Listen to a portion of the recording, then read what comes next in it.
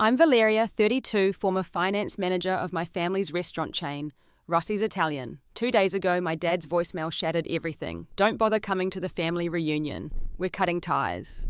I just texted back, understood, and quietly pulled my name from our family business loan. What my father didn't realize was how one simple business decision would collapse his entire world. If you're watching this video, drop a comment letting me know where you're from. Hit like and subscribe to follow my journey of standing up for myself after years of family manipulation. Growing up in Boston's North End as part of the Rossi family meant one thing: restaurants were our legacy.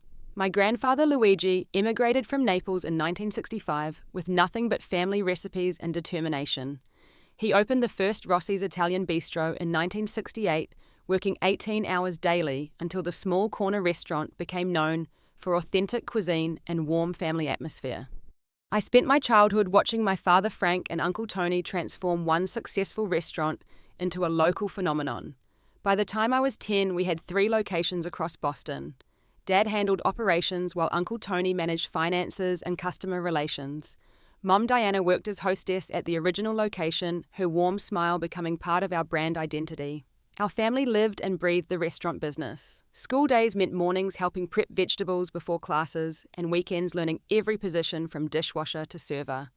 While other kids went to summer camp, I calculated inventory and learned bookkeeping from Uncle Tony, who noticed my aptitude for numbers.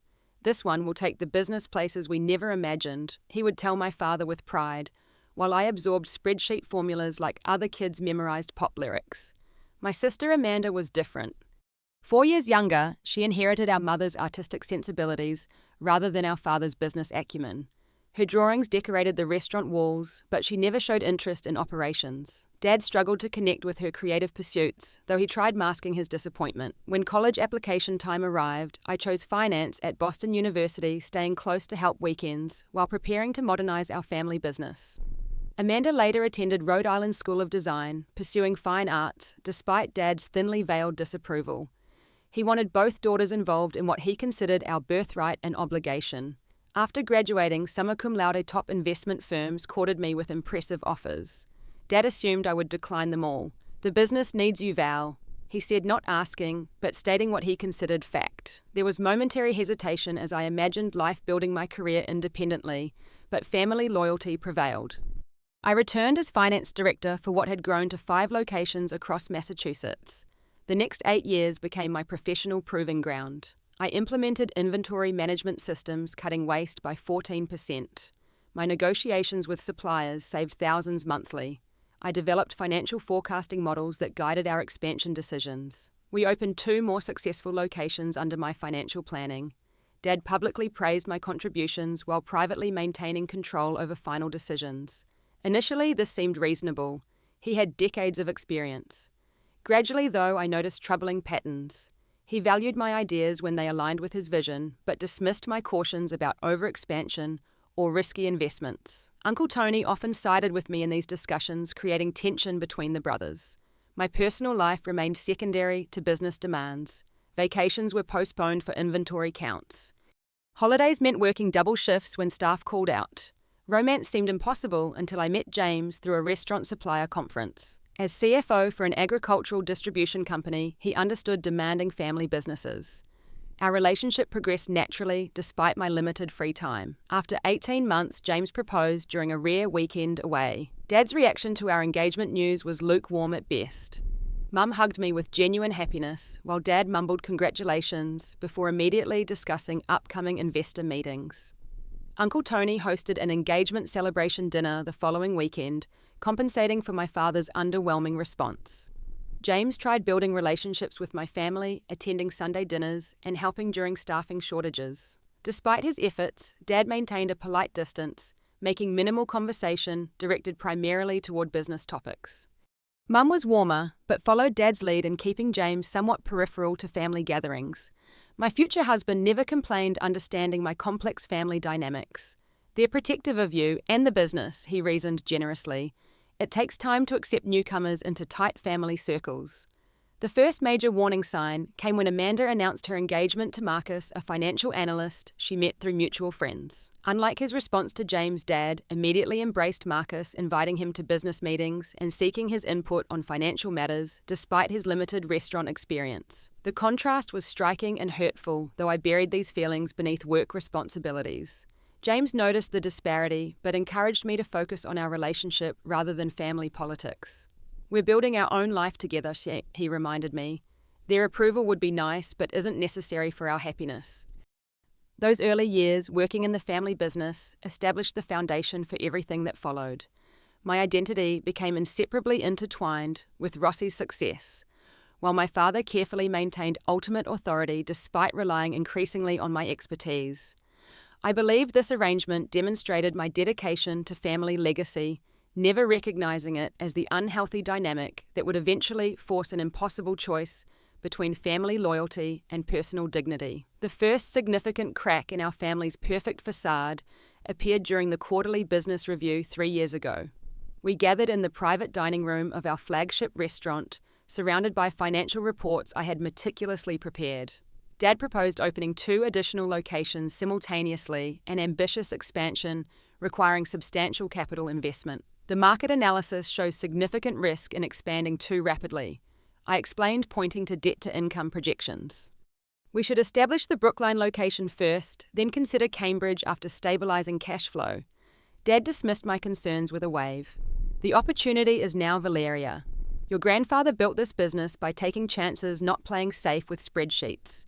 Uncle Tony interjected, supporting my position. "Frank Val makes valid points. Over-leveraging could jeopardize everything we've built."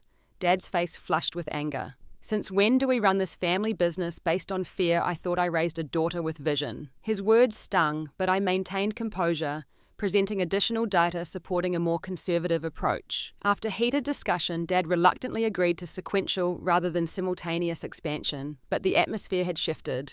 For the first time, I recognized the thin line between familial respect and professional acknowledgement. Weeks later, Dad approached about financing the Brookline location. "The bank wants additional security for the construction loan. Your credit score is excellent, and having your name strengthens our application." "You want me as co-signer?" I clarified, immediately concerned. "It's family business, Val. One day it'll all be yours anyway." His casual tone belied the significant financial liability he was asking me to assume. Against my better judgment, I agreed, signing documents making me equally responsible for a $1.2 million business loan. Dad assured me this was merely formality, since restaurant revenues would cover payments. Around this time, James received a promotion opportunity in Seattle. The position offered substantial advancement, but required relocation across the country. He broached the subject carefully, knowing my family commitments. "We could try long distance temporarily," he suggested. "Or maybe you could explore financial positions in Seattle." The thought of leaving the family business seemed impossible. "Dad relies on me, especially with the new location opening. I can't abandon them now." James didn't push, but his disappointment was evident. We compromised with him commuting monthly between cities while maintaining our Boston home. This arrangement strained our relationship, but seemed the only solution, honoring both commitments. Family Sunday dinners became increasingly tense. One evening remains particularly vivid in memory. Amanda and Marcus joined us, showcasing her engagement ring and discussing wedding venues. Dad engaged enthusiastically with their plans, offering the flagship restaurant for their reception. "We should discuss your wedding plans too," Mum said, turning toward James and me. "You've been engaged almost 2 years now." Before I could respond, Dad interjected, "They're probably waiting until after the new location launches. Valeria knows the business needs her full attention right now." James gripped his fork tighter, but maintained polite composure. "Actually, we've been discussing options. Perhaps a small ceremony in Vermont this fall." Dad scoffed lightly. "Fall is our busiest season. Impossible timing for anyone in the restaurant business." "We could manage a weekend?" I countered, surprising myself by contradicting him. The table fell uncomfortably silent until Uncle Tony changed subjects.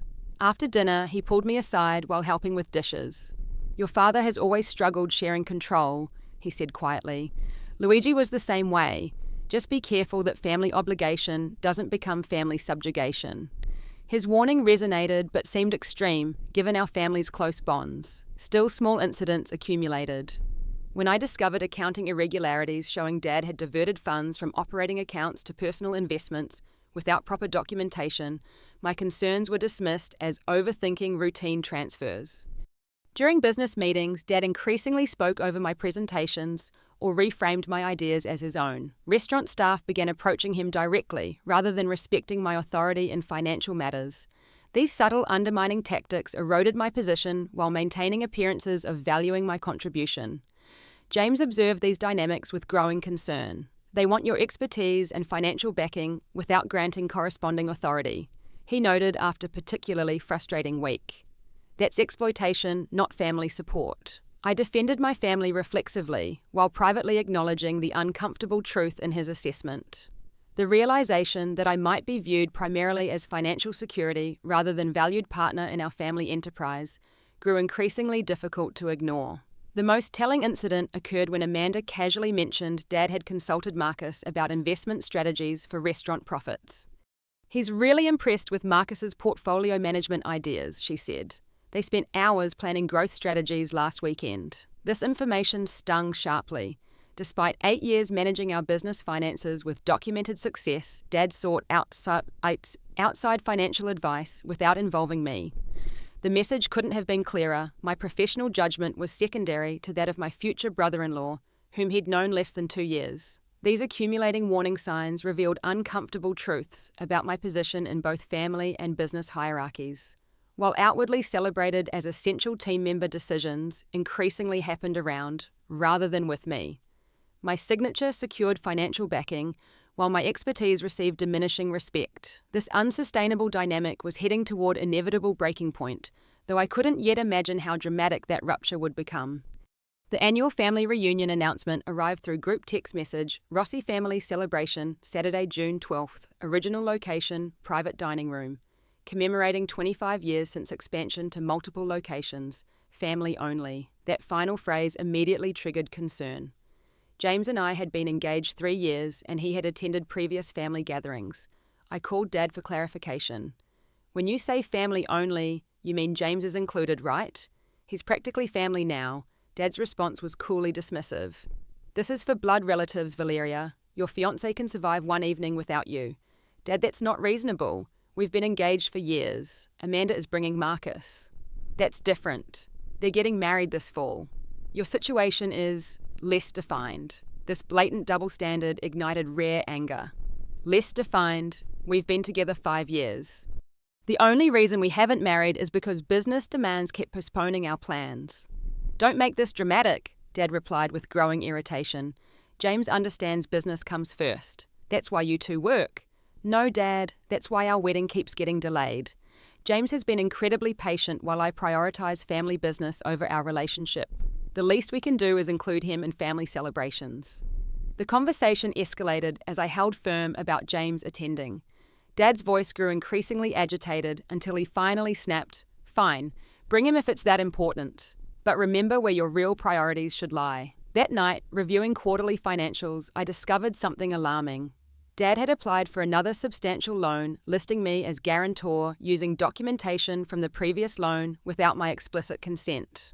The discovery left me physically shaking. This wasn't just controlling behavior, it bordered on financial fraud.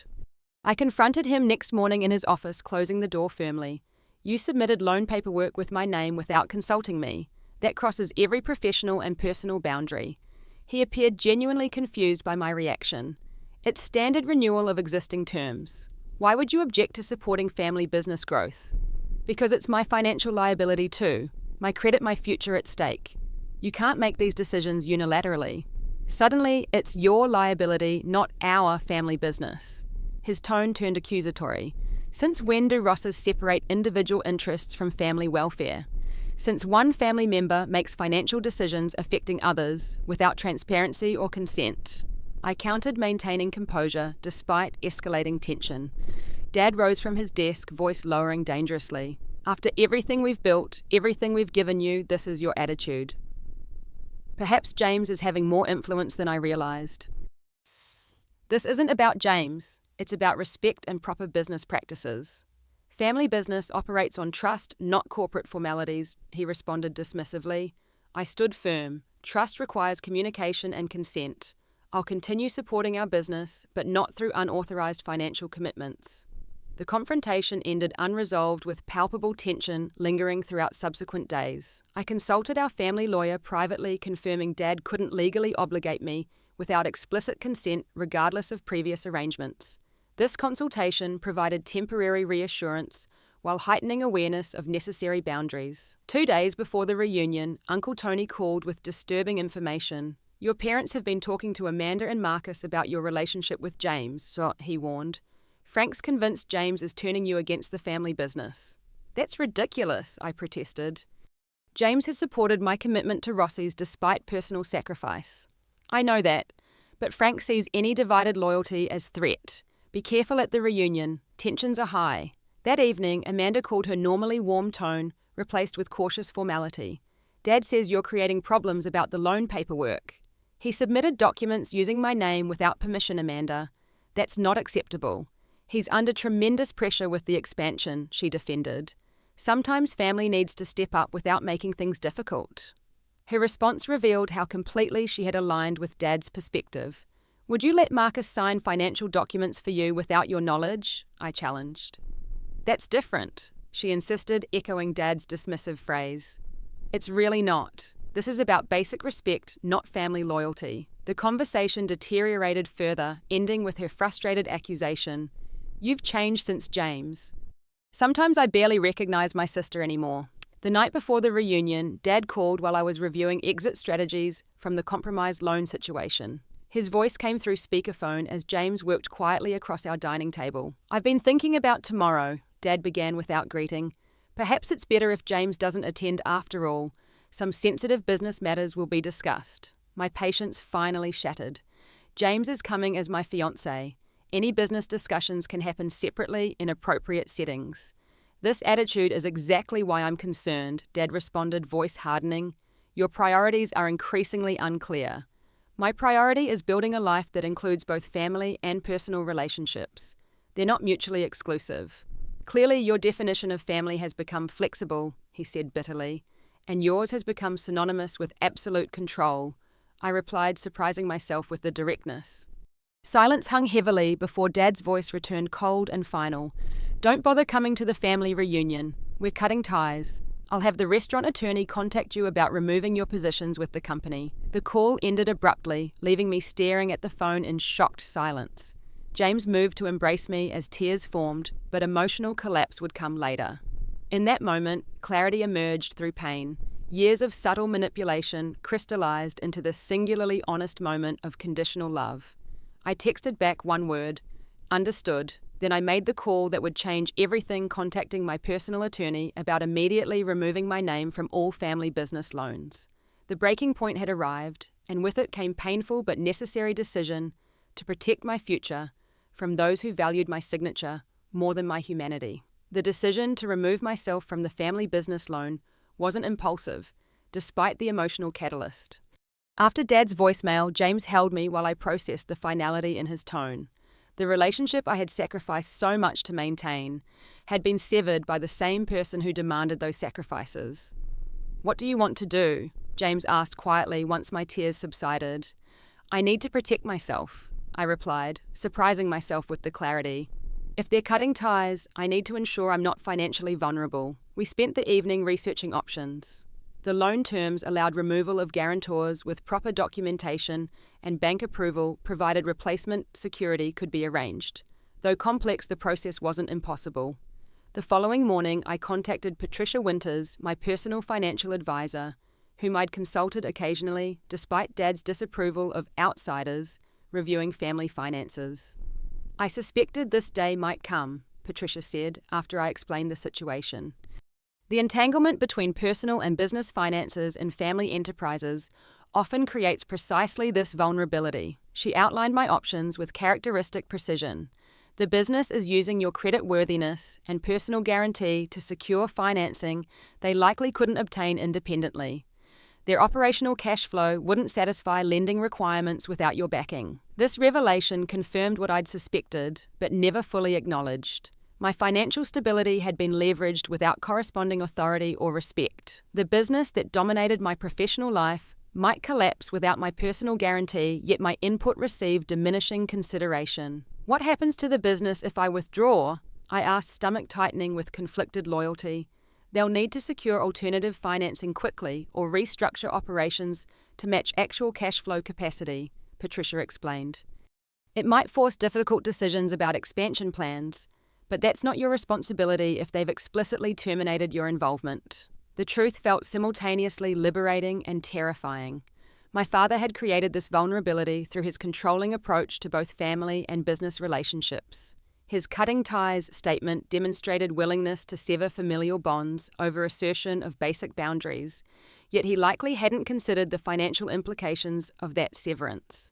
Next, I consulted Thomas Bradford, an attorney specializing in business separation. He reviewed loan documentation and confirmed my right to withdraw given the circumstances. Family business entanglements often blur legal and emotional boundaries, Thomas noted. But your guarantee represents significant personal liability. If they've formally severed your position with the company while maintaining expectation of your financial backing, that creates untenable situation no court would reasonably enforce. Thomas prepared necessary documentation for submission to lending institutions, ensuring every step followed proper legal protocols. His methodical approach provided framework for navigating emotional chaos with professional clarity. There will likely be significant pushback once they realize the implications, he warned. Prepare yourself for attempts at manipulation ranging from anger to reconciliation, offers contingent on reinstatement of financial guarantees. With legal guidance secured, I contacted the primary lender, directly explaining the situation and submitting formal withdrawal documentation. The bank representative expressed concern about the loan status without my guarantee, but confirmed they would process the request according to contractual terms. Through each step, James provided unwavering support without pressuring decisions. Whatever you choose, I'm with you, he assured me. This isn't about Seattle or career opportunities. It's about standing up for your worth. His perspective helped maintain focus amidst emotional turbulence. This wasn't about punishing my family, but establishing necessary boundaries after years of one-sided compromise. The paperwork was submitted Thursday afternoon. By Friday morning, I received confirmation that my name had been successfully removed from all loan guarantees. The bank would notify the business of changed status and requirement for alternative arrangements. Throughout this process, I maintained radio silence with my family despite multiple calls and messages demanding response. Uncle Tony sent one text. Whatever's happening, trust your judgment. Family means supporting growth, not controlling it. His message provided comfort amid difficult decisions. At least one family member recognized the difference between loyalty and subjugation. After completing necessary paperwork, James suggested disconnecting temporarily to process emotions without additional family pressure. We turned off our phones and spent 24 hours hiking trails outside the city, the physical exertion providing outlet for emotional tension, while discussions helped frame perspective on years of unhealthy dynamics. I keep wondering if I'm overreacting, I admitted as we rested beside Mountain Stream. They explicitly cut ties, James reminded gently. You're simply acknowledging their decision rather than remaining in one-sided relationship where you provide financial security without reciprocal respect. His framing helped solidify resolve. This wasn't rebellion, but recognition of reality they had created through years of accumulated actions, culminating in explicit rejection. Saturday evening, we returned home and prepared for inevitable confrontation. Whatever storm approached, I would face it with newfound clarity about my worth beyond family business utility. The quiet certainty that accompanied this decision provided strength I never knew I possessed, transformed through painful catalyst, from compliant daughter to woman, standing firmly in her own authority. 36 hours after turning off my phone, I finally reconnected to digital reality. The notification flood was immediate and overwhelming. 78 missed calls from Mum, 39 from Dad, 24 from Amanda, multiple voicemails with increasing urgency. I started with text messages, scanning dozens with escalating concern. On Friday, a.m. Call me immediately. Dad told me what happened. We need to talk. Mum, Friday, 10:45 a.m. Valeria, this silent treatment is childish. Family disagreements happen, but we resolve them together. Mum, Friday, 3:28 p.m. The bank called your father. What have you done? Call now. Dad, Friday, 11:37 a.m. The bank says you've withdrawn from loan guarantees. Call immediately to correct this misunderstanding. Dead Friday, 14 p.m. This is completely unacceptable behaviour. You're jeopardising everything we've built. Dead Friday, 5:52 p.m. Our accountant is saying this could force refinancing of all properties. Call me ASAP. The messages continued through Saturday with increasing desperation. Mum's tone shifted from accusatory to pleading by Saturday afternoon. Dad's messages transformed from demanding to negotiating by Saturday evening. Most revealing were Amanda's texts. Amanda Friday, 4:30 p.m. What are you doing? Dad says you're trying to destroy the business because you're angry about the reunion. This is insane. Amanda, Saturday, 10:15 a.m. Marcus says without your guarantee, they might have to sell 2 locations. Are you seriously doing this to your own family? Amanda, Saturday, 8:42 p.m. Mom hasn't stopped crying. I never thought you'd hurt the family like this over something so petty. The emails were equally numerous. Dad's began with formal business language about correcting administrative errors regarding loan documentation. By Saturday, they evolved to urgent family matter requiring immediate resolution. And finally, please call to discuss options for moving forward together. Most dramatic was the voicemail from Gerald Wright, the family's accountant for 15 years. His normally measured tone had escalated to barely controlled panic. Valeria, this is Gerald. I've just completed emergency assessment of Rossi's financial position following your withdrawal from loan guarantees. The business is facing immediate cash flow crisis that could force closure of at least 3 locations unless alternative financing is secured within 10 business days. Your father doesn't understand how this happened. Please contact me directly to discuss potential solutions before irreversible damage occurs. Among the barrage, one message stood out for its different tone. Uncle Tony had sent single text. You did what was necessary. They created this situation through years of taking your contribution for granted. Stay strong, but keep door open for genuine reconciliation if it comes. His understanding provided validation amid the emotional onslaught. I wasn't vindictive or petty. I was establishing necessary boundaries after explicit rejection. I forwarded key messages to Thomas, my attorney, who responded promptly. This reaction confirms they understood your financial importance while undervaluing your personal worth. Maintain documentation of all communications. Respond factually, without emotional engagement.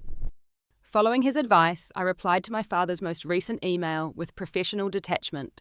Following your statement about cutting ties, I've made necessary arrangements regarding personal financial liabilities. I'm available to discuss transition matters through appropriate channels. The response was immediate phone call, which I let go to voicemail. Dad's message revealed panic beneath anger. This isn't what I meant about cutting ties. Family disagreements don't justify sabotaging the business. We need to meet immediately to reinstate loan guarantees before banks take drastic action. His characterization of boundary setting as sabotage confirmed the fundamental issue. My value was measured through financial utility rather than personal relationship. According to Patricia, my financial advisor who maintained industry contacts, the family was scrambling for alternative financing. 2 potential investors had already declined after reviewing books concerned about management structure and overextension warnings I'd previously documented.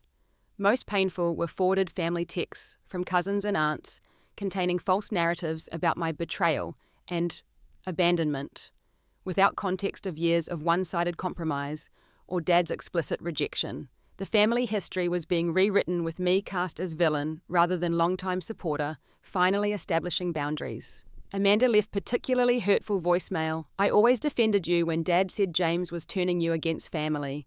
Guess he was right all along. Hope your boyfriend's happy now that you're destroying everything Grandpa Luigi built. This mischaracterization of James's role demonstrated how thoroughly they misunderstood the situation.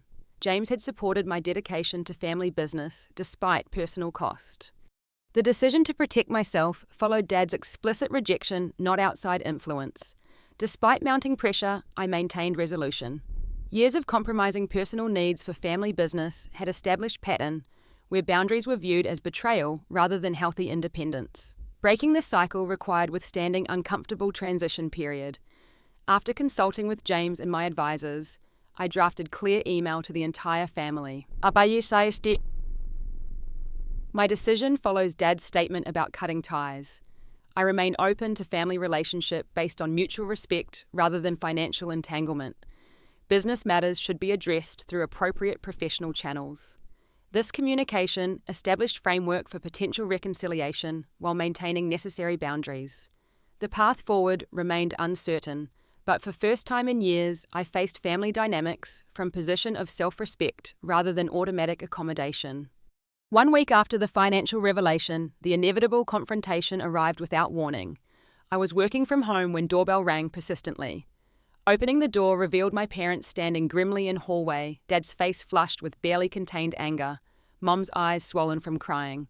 "We need to talk," Dad stated without greeting, moving to enter. James appeared beside me, calm but resolute. "Hello, Frank, Diana. Perhaps we should discuss meeting at neutral location rather than arriving unannounced." Dad's eyes narrowed at James's presence, but Mom intervened with uncharacteristic directness. "Please, Valeria, 10 minutes, family to family." Against better judgment, I agreed, inviting them to sit in living room while James prepared coffee, maintaining supportive presence without intruding on family discussion. Dad began immediately. "This has gone too far. You've made your point.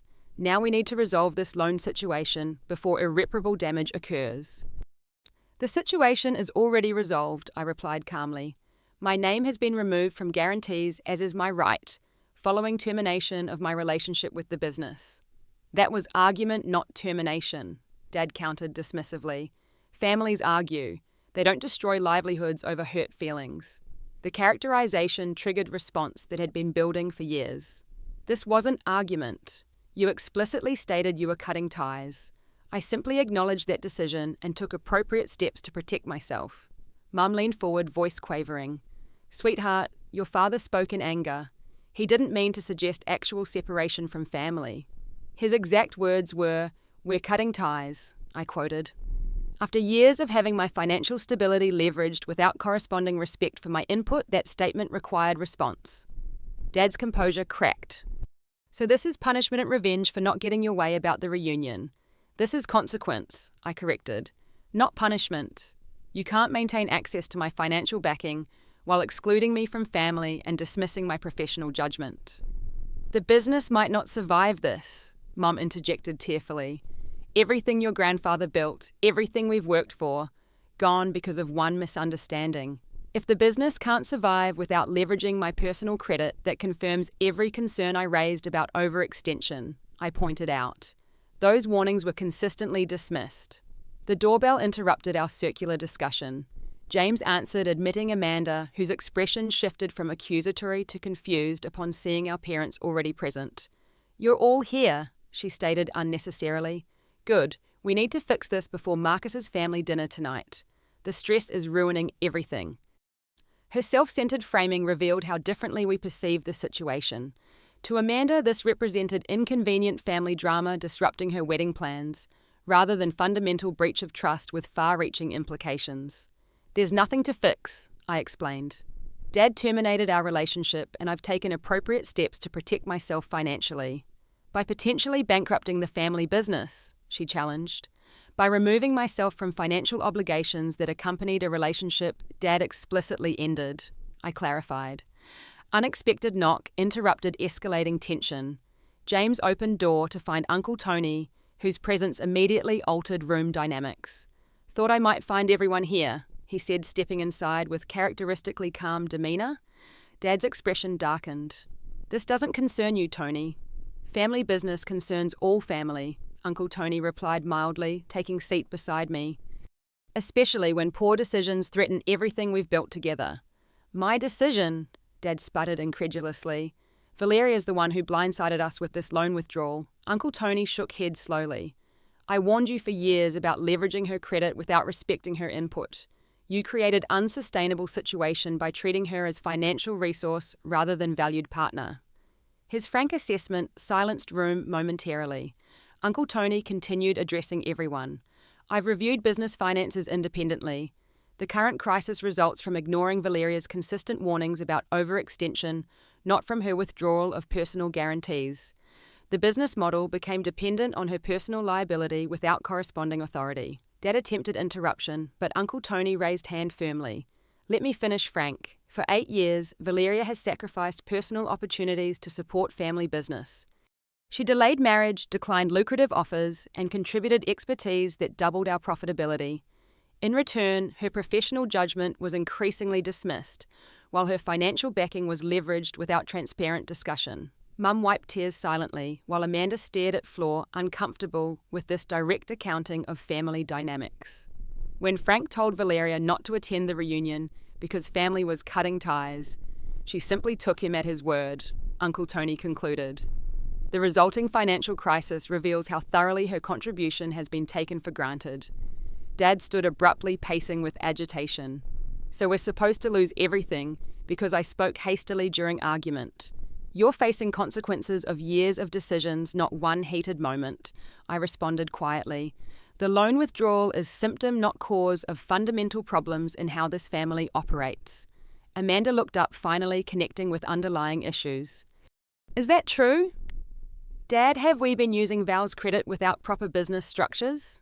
Dad's silence provided answer more telling than words could offer. For first time, my sister seemed to recognize complexity beyond simplistic narrative of my betrayal. What happens now? Mum finally asked, voice small against heavy silence. That depends on what everyone wants moving forward, I replied carefully. I remain open to family relationship based on mutual respect, but business entanglement created unhealthy dynamics that cannot continue. The business needs restructuring regardless of family relationships, Uncle Tony added pragmatically. Sustainable operation requires realistic alignment between ambitions and resources. Dad sank back into chair defeat, evident in slumped shoulders. Everything I've done was for this family, for our legacy. I know, I acknowledged with genuine compassion. But somewhere along the way, preserving control became more important than nurturing relationships that make legacy meaningful. The family sat in contemplative silence, finally facing uncomfortable truths that had been avoided for years. The business stood at precarious crossroads, but more importantly, so did our relationships. Whether rebuilding was possible remained uncertain, but honest recognition of dysfunctional patterns offered first step toward healthier future, whatever form it might take. 6 months after that confrontational family meeting, I sat on balcony of our Seattle apartment, watching ferries cross Puget Sound against backdrop of Olympic mountains. The morning air carried salt breeze and promise of fresh beginning that still sometimes felt surreal after years of entanglement in family dynamics. James emerged with coffee mug settling beside me. Big day today. Nervous? Surprisingly calm, I replied, accepting steaming cup. It feels right launching something built on my own terms. Today marked official opening of my financial consulting firm specializing in family business structures. The irony wasn't lost on me, transforming painful experience into professional expertise, helping others navigate similar challenges. My first clients included 3 family businesses seeking healthier operational models, balancing legacy preservation with sustainable growth. The transition hadn't been smooth. Following the confrontation, my parents initially attempted reconciliation contingent upon reinstating loan guarantees. When I maintained boundaries, communication became minimal for several weeks while they confronted business realities without my financial backing. Uncle Tony provided occasional updates during that difficult period. The family business had downsized significantly, selling 2 locations to address immediate financial pressures.